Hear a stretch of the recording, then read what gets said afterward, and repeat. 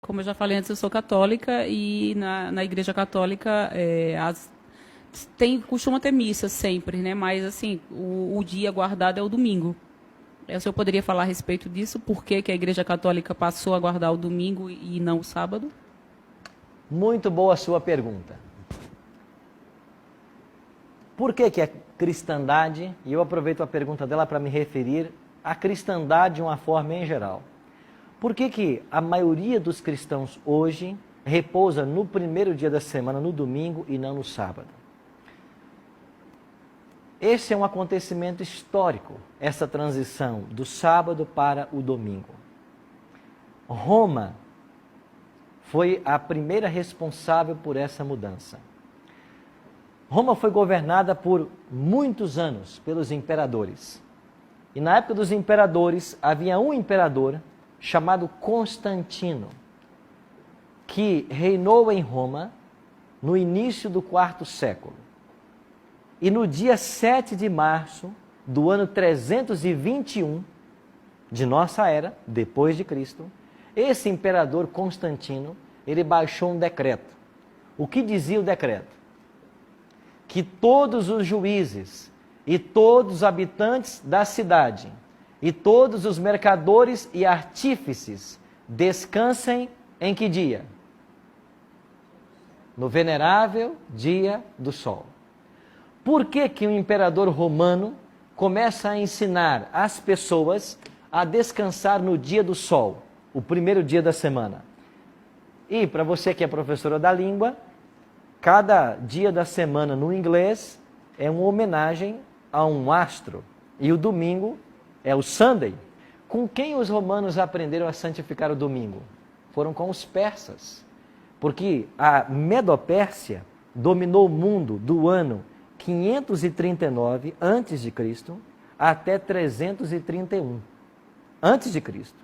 E quando a Medopérsia dominou o mundo, havia uma seita dentro dos medopersas chamada de mitraísmo. E os mitraitas foram os primeiros a separar o primeiro dia da semana como um dia de adoração. Eles adoravam ao Deus Sol no primeiro dia da semana. Agora Roma copia isto e começa a ordenar que todos os romanos santifiquem ao domingo. No ano 364, veja que esse decreto foi do ano 321. No ano 364, aconteceu um concílio da igreja. E nesse concílio, a igreja romana pega uma lei civil e a torna eclesiástica. E a partir de 364, aquilo que era civil se torna eclesiástico e a igreja passa a ensinar a santidade do domingo. Então, historicamente, foi isso que aconteceu. Silvia. Pastor, e para a igreja, qual a vantagem de fazer essa mudança? Lembra que no início desse programa eu disse para vocês de que o diabo odeia a lei de Deus? Perfeitamente. Então eu queria que você abrisse a sua Bíblia, e você que está em casa, no livro do profeta Daniel. Eu queria ler uma profecia extraordinária com vocês. Vamos para o Velho Testamento, Daniel capítulo 7, na página 594 do Antigo Testamento. Eu não sei qual é a página na sua Bíblia, mas Daniel capítulo 7 tem uma extraordinária profecia que eu queria ler com você. Encontraram Daniel capítulo 7? Leiam comigo o versículo 25. Daniel capítulo 7 está falando de um poder que atuaria contra Deus. E o verso 25 diz assim, que esse poder proferiria palavras contra o Altíssimo, magoaria os santos do Altíssimo e cuidará em mudar o quê? Os tempos e a lei.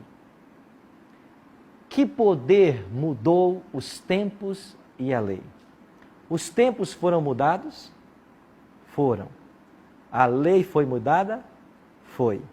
Em que dia hoje o mundo celebra o início de cada dia? Meia-noite. Não mais no pôr do sol.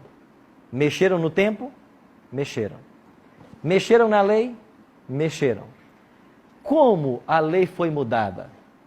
trocando-se o quarto mandamento, que requer a observância do sábado, pela observância do domingo, que é o primeiro dia da semana.